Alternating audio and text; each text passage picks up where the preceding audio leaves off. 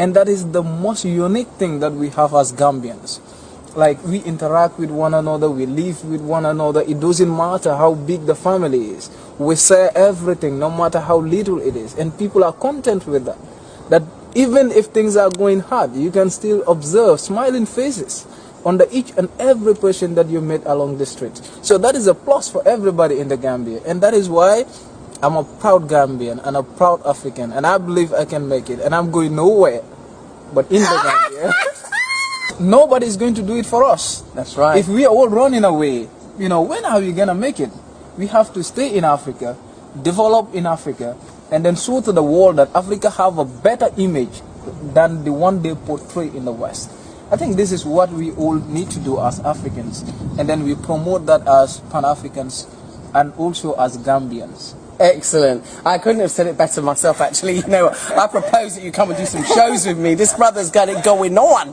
Yeah. But seriously, I think that the misrepresentation of Africa has, it permeated my brain, and I knew, because I was coming from a Pan-African background, but still, the images are forced upon us. So I think you young Gambians have a responsibility to show the other side of Gambia, the Gambia that, we diasporians and many people in the West don't see. They just don't see it. Exactly. I think that is the work of the academics. That is the work that we need to do as young scholars. For far too long, people have been portraying Africa negatively to the outside world.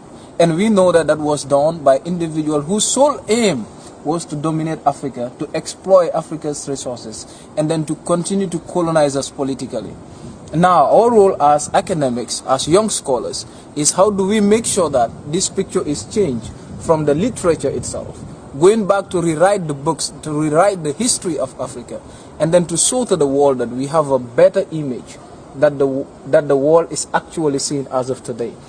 And then you also come to realize that we need to invest in Africa, because foreign investment always leads to capital flights and etc. Because people who come in and invest, at the end they can take all the resources, and then you come to realize that it becomes another challenge for us. But when Africans invest, the money stays in Africa, which is a plus.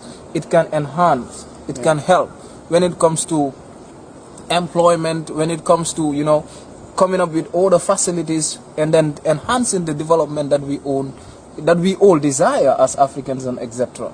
I think that is what we need to do as we speak, and that is what we all Africans need to be thinking into that particular line, like trying to see how we can repent that particular picture shown by the outsiders about Africa. Because in fact, let me tell you, there was this quotation that I read. It was actually done by a British parliamentarian, Lord Macaulay, in 1835. He speaks about Africa, and then he said, in order for the West to dominate Africa, they need to overthrow our very backbone, and that is our education system.